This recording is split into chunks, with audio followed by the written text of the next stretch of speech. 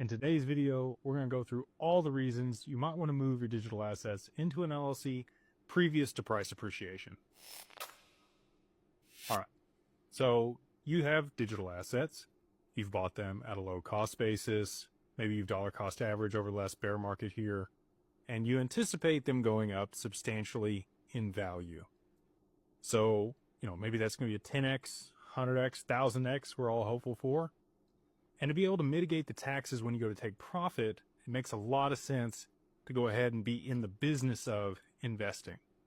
So we work with people at Digital Ascension Group to set up a holding company that is an LLC in Wyoming that manages those assets and allows you the full breadth of the tax code on the other side of price appreciation to be able to offset those taxes and save that money. So what does that look like? I'll just run through a scenario here. I'm going to give you an amount of XRP. This is not financial advice. Nothing here is for, investment advice. It's only for entertainment, educational purposes. Always consult with your financial advisor or Digital Wealth Partners before making any investment decisions.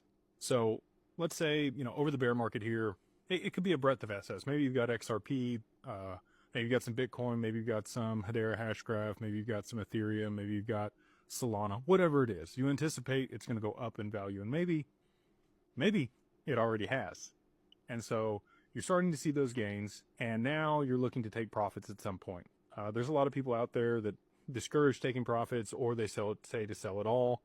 I think that's dependent on your financial position and your long-term goals. And again, you should consult with a wealth manager before making those decisions, and a CPA to be aware of the tax consequences. Let's say, you've got 100,000 of asset X and you've bought it at 50 cents and it goes to $100 a piece.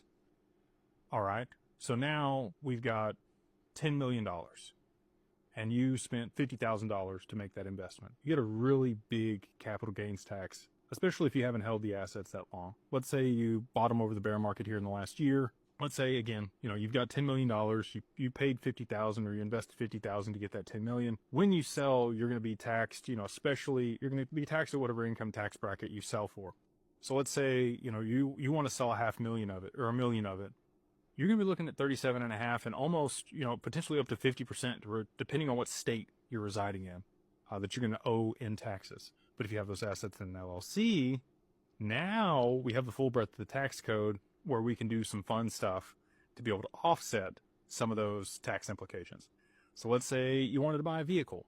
Well, you need to be able to drive and meet with people to discuss investments and go look at properties and the other stuff that you might invest in.